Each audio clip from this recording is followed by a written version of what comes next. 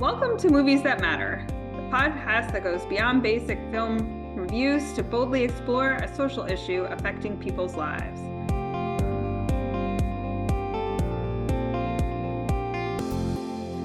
I'm Nicole, and with me today is Lexy. What are we overanalyzing this week? We're talking about Challengers. So, directed by Luca Guadagnino. I don't know if that's how that's pronounced. I'm Italian. I took Spanish as my foreign language. It stars Zendaya as Tashi Duncan, a former tennis prodigy turned coach, and a force of nature who makes no apologies for her game on and off the court. Married to a champion on a losing streak, Tashi's strategy for her husband's redemption takes a surprising turn when he must face off against the washed-up Patrick, his former best friend and Tashi's former boyfriend. What did you think? I liked it. I knew you were going to say that. I know. I was trying to think of I don't know what Nicole's going to think of this movie, but I did like it. It was an interesting movie for me because, I think a lot of the comments that I've seen or that I'm identifying with is it's just a very fun, or not it's a very fun, sexy movie, but there's also other stuff going on. I liked it because it was fun, it was flirty, there's a lot of homoeroticism. There was, three hot people at the core of this movie, but there was also a very interesting interpersonal dynamic to watch throughout the film, which I enjoyed. So I will admit, I don't watch tennis. I still don't understand the scoring system, but I did try to read to see how it relates to the film. So I do have notes from that. But yeah, I do love a good sports movie. So I also liked watching, the more sportsy shots and, them playing tennis and the fun cinematography where you're the ball at one point during the movie. I'm watching Nicole's face and she's just I can't even deal with this. I mean, I would say that I hated this movie. And I would say the prevailing emotion I felt about this movie was literal embarrassment. Wow, really? This is one of the most inept movies I've ever seen in my life. And I am if you sat the director down and you said, give me a storyboard shot by shot of this movie, he'd be laughed out of the room. It was shot so stupidly. It was embarrassing to me how bad it was. And it wasn't art for art's sake, which sometimes people do that. I'm here's a shot of a closed door. Here's a shot of multiple shots of people's shoes. And I'm okay, brand placement, I get that sometimes. But you're I'm just watching people's shoes walking. There was some truly stupid use of slow motion. I was just why is this in slow-mo? What is the... Because they're hot. I mean, it wasn't things where they were being hot. It was just dumb use of slow-mo. And in a sports movie, you can slow down action for true effects. It was just so ineptly made and edited. And I just was I hated now you're the ball, now you're the player, now you're at the bird's eye view. I was totally chaotic. It felt purposeful. It didn't feel like it was done with any real intention or thought. Like I said, it was just embarrassing. It was it was a USC film project that should have gotten a C. I just couldn't believe it, and I'm just astonished at how poorly made it was. I can't think of a movie where I thought I would be embarrassed to show this to people if I were a director. So that's interesting because I don't feel that. I had a great time watching this movie. Let's see. I mean, I think it's been 3 weeks since I've seen it. So some of the choices have faded, but I do know that from reading the articles that the wardrobe was very intentional with the movie and some of the costuming they worked with a very specific designer for the costuming of this movie, and there are some like pieces throughout where like kind of just part of the movie is that there's like these three people at the core of the story. You know, Tashi, Art, and Patrick. And Can we pause there though? I will say the only good part of this movie was the costumes. okay. Her jewelry was on point. Like I was like, all of that worked great. I agree with you there. Keep going. um yeah, so like I mean part kind of at the core of this movie is these three characters, and they're very interconnected in like multiple ways. Like Art and Patrick are best friends. They both love Tashi. Tashi like dates both of them. You know, they come in and out of each other's lives at different points in the movie. And I didn't notice it at first, but I saw other people pointing out online that they actually change shirts. Like you can see the same shirt pop up multiple times on different bodies, Yeah, she's wearing the helping. gray I told you I'm a shirt, and then Patrick's wearing it, and then he's wearing it later, and then she's wearing his white shirt. Yeah, I will say though, like another huge complaint was the time jumps were terrible. Plotting wise, that was not a good use of the far distance pass last night, 2 days ago, 13 years ago. I was like, it was a mess. It was an unholy mess. I don't think it was crafted well narratively. So I agree and disagree a bit. I do think that there were a couple points where they definitely jumped around a little bit too much for me, and I was also definitely confused. I overall got it while watching the movie, but I Again, think I wasn't confused. I was embarrassed. I was just like, this is so dumb. I don't know what you think you're trying to do, but it's just inept and it looks stupid. And you're just trying to like do a thing to do. Oh, yeah. well, I think the point of it is that I think it's supposed to be like tennis. In like whether I guess whether you agree with the metaphor or not, it's supposed to be like tennis. In that like tennis, when you're watching, like you go like back and forth, heads bobbing back and forth. And so I think the structure of the movie is in a way trying to emulate tennis, because tennis is also at the core of this movie, along with their relationships. And so like the first so in the like yes, at the very beginning we start with the final match. You know, in the most present day, we start with the final match, and we're seeing it throughout kind of this first act, and then at the end of this like first set in the final match, Patrick is like ahead. And I think that's supposed to correlate with in the beginning of the movie, Patrick is also in a way ahead because he's well, they're all youthful and everything is still going well at this point, but like Patrick is with Tashi, and Patrick, you know, is getting what he wants because he's with this girl of his dreams. And so that kind of coincides with him being ahead in like the first set of the final match.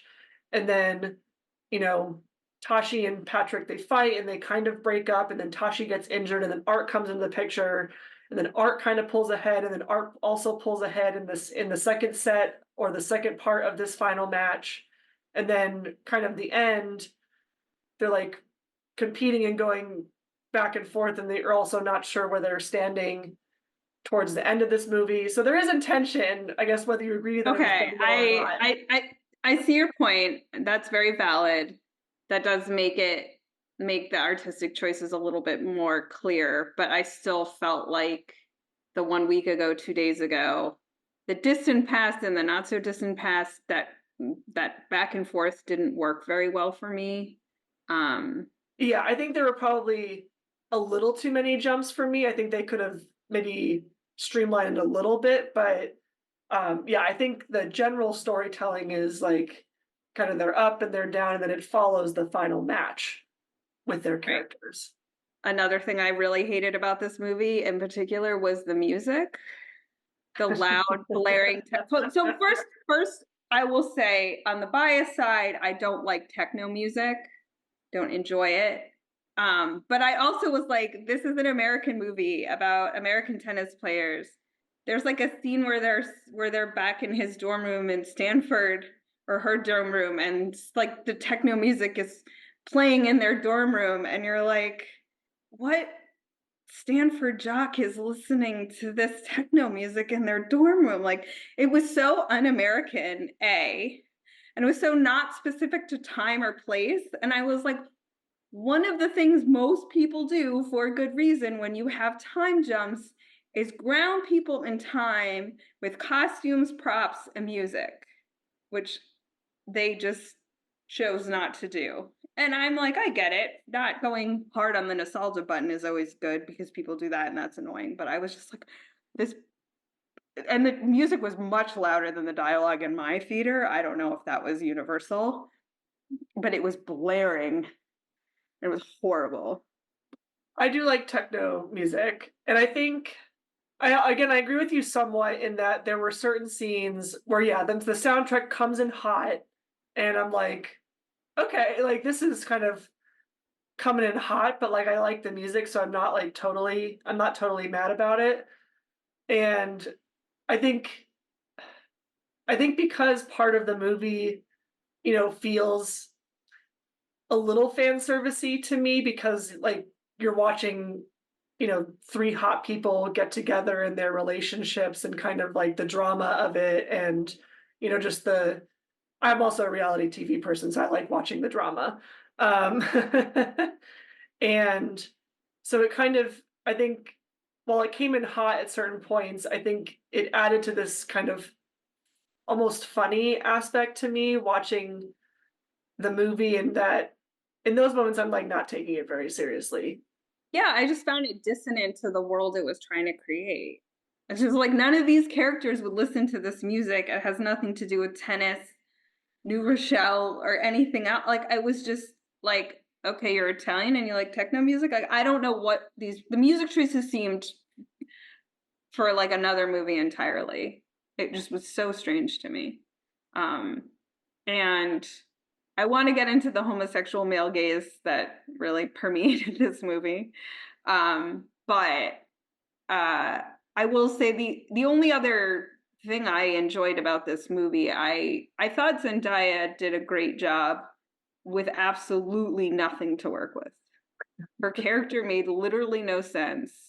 Her motivations were totally ridiculous.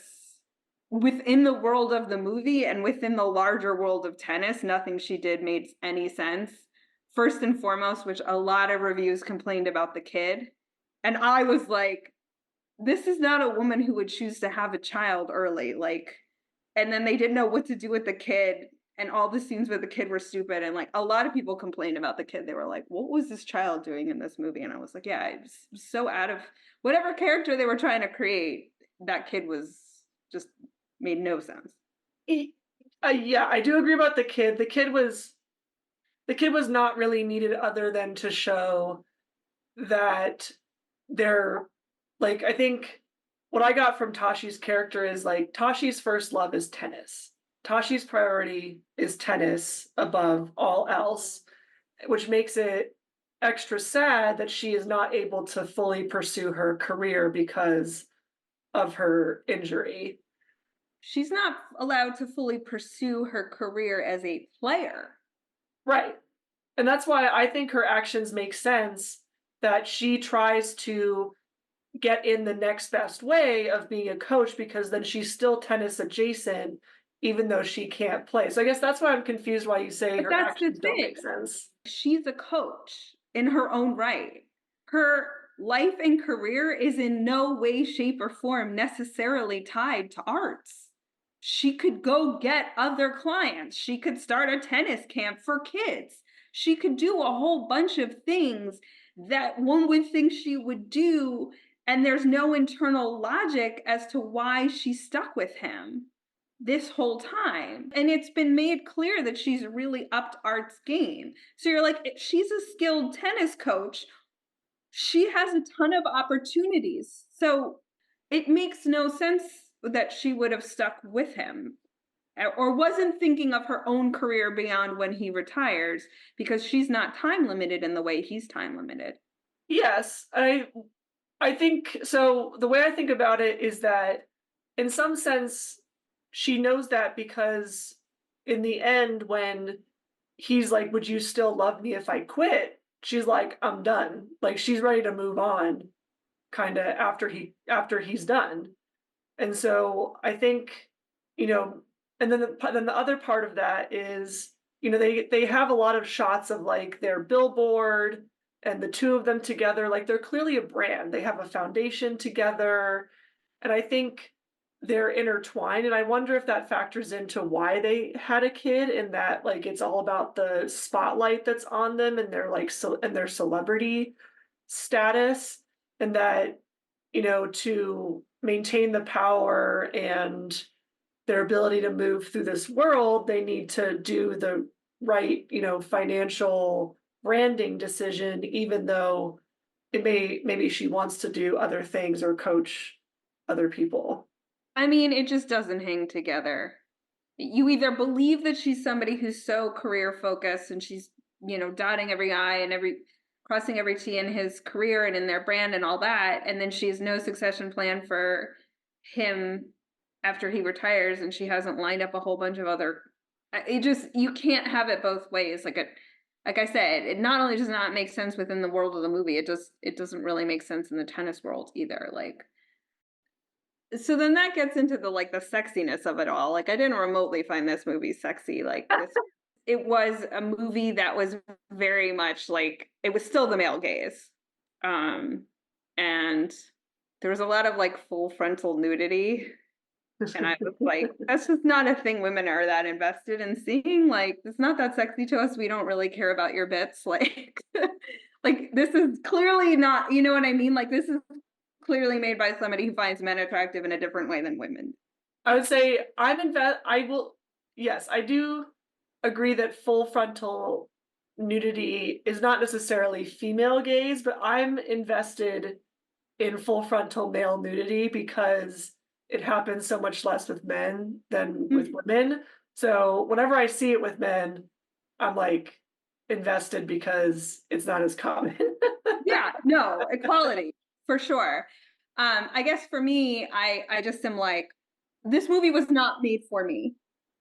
That was that kind of hit home in how it was filmed. Like, and from Zendaya, I'm getting twice in a row. I am getting a woman who has an incredibly beautiful face. And Zendaya, in particularly, has the body type of a 12-year-old boy. And I'm like, I have a larger sort of political issue with that. But as a personal issue, I don't find that particularly sexy at all. And I found I that was their primary motivation. They kept saying like she's the hottest girl I've ever seen.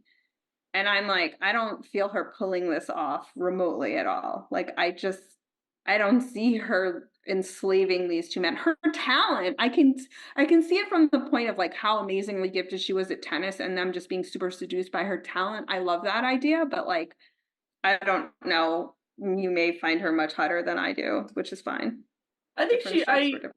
I don't know how to respond to this. I think she's attractive throughout the movie. I mean, yeah, she's very thin. Yeah, I think it's a combination of the looks and of her just like tennis prowess and how like powerful she is at tennis. And I think that's partly what I think art is kind of brought into, is like kind of into her because Patrick's into her, but then Patrick is like really into her because I think he also loves tennis and loves how good she is at it. Yeah. Um, and then the thing that bothered me most about it was like, so the director, like they said, they really intentionally picked a black woman for that role. They wanted her to be black. And I'm like, all the stuff they put Serena Williams through about her body, all of it. This just seemed like a slap in the face to the Williams sisters to say, I want a black tennis player who looks as polar opposite as it possibly can, who is as Anna Kournikova as I can possibly get. And that I found, again, really disturbing and really upsetting in the world of tennis, that you're like, you're still shopping me this very specific body type as what is sexy and what is right and good in the tennis world. And it's like, how long did the Williams sisters play and you're still doing this? No, I can see that point of view in, yeah, she's light skinned and yeah, she's very thin. Even if you have someone who's more thin the Williams sisters are muscular.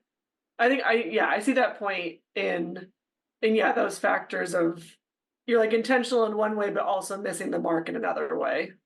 So a lot of the buzz I've been hearing about this movie and its sexiness has been the lack of sexiness on TV and movies in general in the past Oh, I see. Okay. couple decades, and that possibly your generation is crying out for a sexier movie. Although I think there was that poll where people said they wanted to see more platonic relationships on.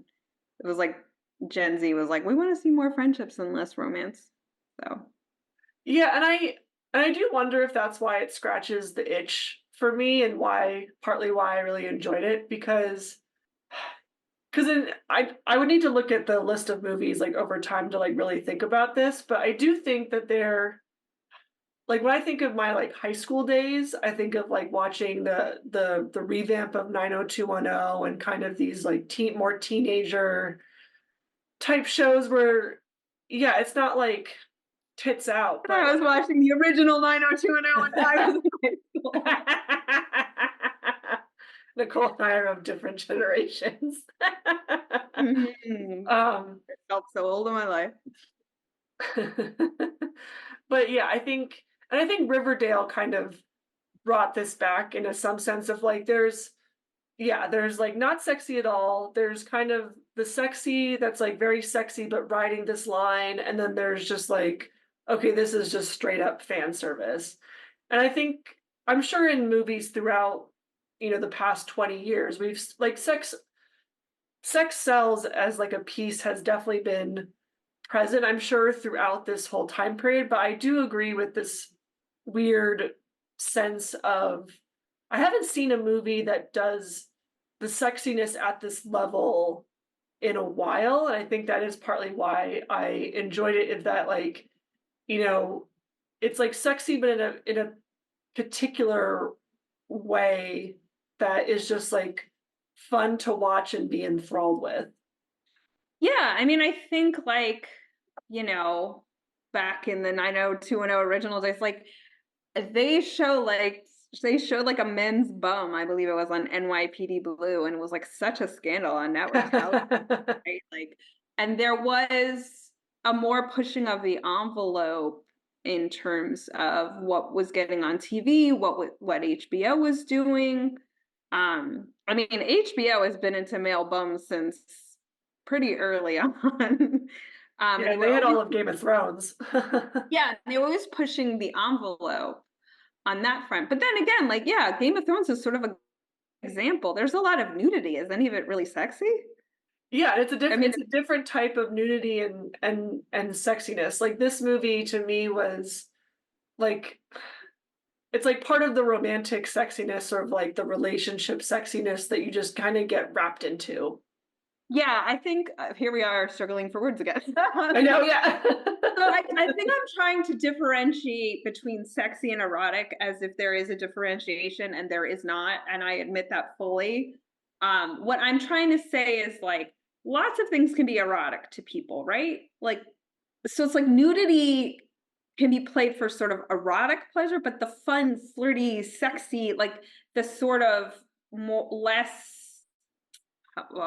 I'm really struggling. No, and I know what you mean, and Jump in if hopefully you've got more words. I don't know if I don't know if I do, but hopefully the listeners also understand what we're trying to say. But there's like this, like sometimes the thing that's most sexy is where you're like just teetering on the edge of going full throttle, but it's like still really hot in the moment. And then, you have all the Marvel Disney stuff that is, made for kids, right? So, or I often like, I am not ashamed to admit that I have gotten sucked into many a Hallmark Channel movie. But one of the things that always sort of bothers me in the back of my mind about a Hallmark Channel movie is there 100% romance and like 0% sex. Yes, absolutely. And you're sort of like, do they? Are they remotely interested in seeing each other naked? I can't Yeah. tell.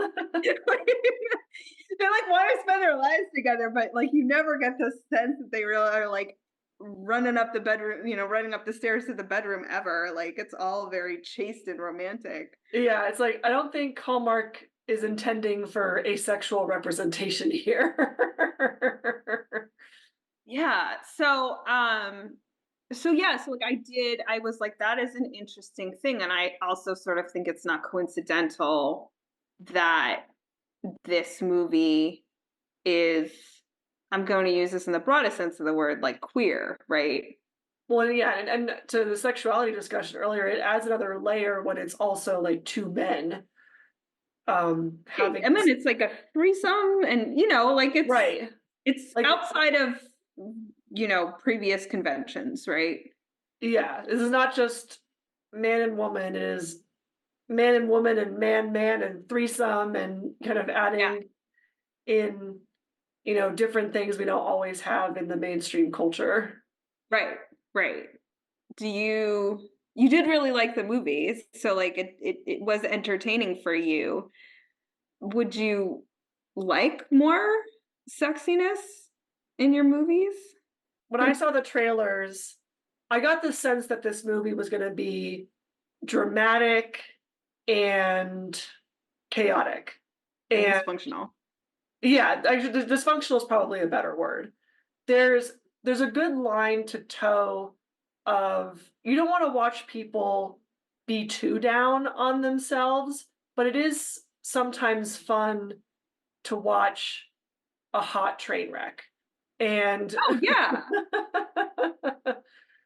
And like, who amongst us, and it's relatable, right? Like who amongst us has not made a bad decision, a dysfunctional decision because um another brain was in control. right. And kind of going back to the 90210 comparison of 90210 was also, it was hot people in a hot location of Southern California. They've got all these like nice pretty things, and they're getting into drama and silly stuff, and it's just the right vibe of all those things together that make it for a fun time that glues your eyes to the screen. And I think this movie has the right balance for me of all those things, of like, of the music adding the vibe, the I thought the actors were all hot, and their relationships together and the friendships. I mean, there's a reason that the churro scene is all over my TikTok page because like him, like their faces like this close to each other and him feeding him a churro, it just hits a chord with Yeah, people. absolutely. And it's funny because you kind of made a broader point without realizing it, which was that when the original 90210 aired, I think it was Shannon Doherty's character lost her virginity to Luke Perry. It was a huge deal at the time. That was kind of the first time on like mainstream network TV they actually showed two like main characters unproblematically starting a sexual relationship.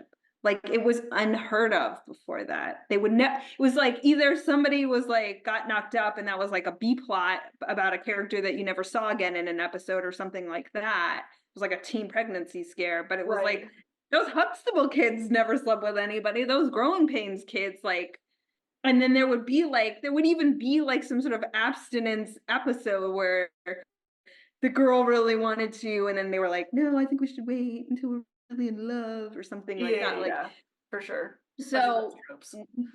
like 902 broke that barrier, and then it was like a watershed, and it was like every TV show that came after had teen sex in it, and no one ever waited. And I was sort of like, we've gone too far.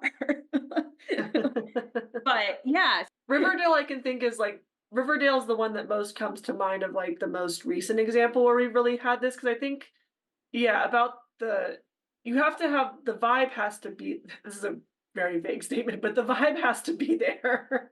Of if it goes too serious in one way or is like too this in a certain way, you kind of lose the mystique that I think this movie had, and that it can't take itself too seriously. Yeah. And I don't watch Bridgerton, so I don't know if that's Oh, that's true. Bridgerton does kind of have that vibe as well. And that maybe that's partially why Bridgerton is so popular because it's also these like high society royals. They're in the fun outfits and they're also a lot of hot people I and mean, seriously. Seriously, some of the best looking people ever on. Yeah, so I guess, like, for that part, I'm like, "Good, yeah." Like, I've kind of been through both sides of when there was, like, no sex and then when it was all sex, and, again, I don't advocate one or the other, but I'm like, it is weird how, like, sterile have gotten, and, like, the most you get is 2 characters kissing, and you're like, "I could see some skin." It's like, wouldn't be Yeah, the end of the world. right. And I wonder, I was thinking a couple different things of, well, I think there's definitely a demand for platonic because people are tired of seeing two leads shoved together as a romance when they really don't need to be there. But I guess more akin to this conversation is for just me thinking for myself that, kind of when you realized how sexualized women are compared to men, there are certain things that fall into tropes where you're like, oh, I'm so done with this. Like, this doesn't make any sense. Like, too much, and you've been inundated and you're kind of done with it. And I wonder if that has pushed us into the more sterile of like, being respectful, but then yeah, when there's so much sterile, then you want the fun, flirty, like sexiness aspect of it back to come back again. And maybe that's what this movie hit, as we've been saying. Yeah, and I will say, like, sort of overall, like, kind of back to my Game of Thrones point, like, I think, like, TV also has just gotten very dramatic and serious, and, like, that's what's been popular, and it's been very dark, Yeah, that's and, true. That's also been in and play. it's like, it can be done, but not easily, like, it's real hard to add a fun, flirty sexiness to that overall atmosphere, right? So I think that's also, like, we've gotten out of more lighthearted type stuff, and then in the darker stuff, we get Westworld, right? Like, there's a Yeah. lot of sex in it, it's all really disturbed. I don't know. I didn't watch that much, it was too disturbed. Yeah, and I mean, like this is kind of like zombie end of the world stuff is very popular. Like that's also more dramatic.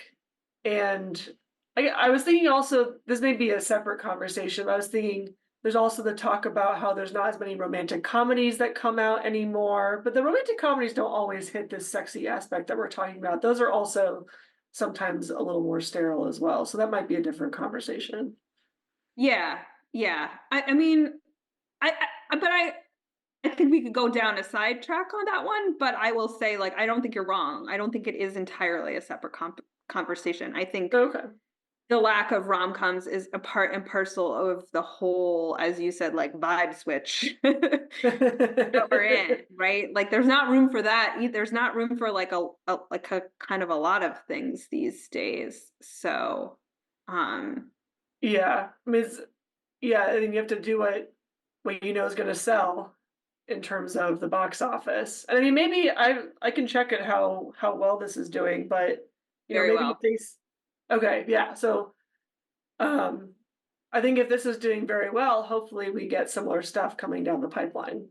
Yeah, I I think so, and with, like you said, there's so much like social media, it's so memeable and all this stuff, and it's like people are really responding to the sexiness of it all, and I think, yeah, man, I was like, whatever, erotic something fiction of some type has existed since people began writing stuff down. So, like, have a look at some of those old Greek vases sometime. Yeah, it's like I just want to have fun. I want to go to the movies, have fun, Yeah, and like enjoy it's these just people doing stuff on screen. right. And it's like, okay, like I don't want to speak for everybody. There are people that it's not for, but I'm like, I think most people kind of, yeah, like a little sexiness in their entertainment. Like it's kind of sad that we've gotten so far away from it. So All right, but bringing it all back around. So it's memeable. It's doing well at the box office. Um, there is nothing to see. We are feeling that writer strike.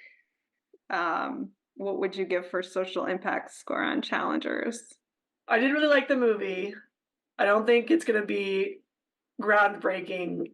I mean, I guess I'm not giving it a high score because I don't think it's gonna be changing the world as we know it. Besides, maybe shuffling in more sexy features in this way in the future. I probably give it a 5, just like Okay.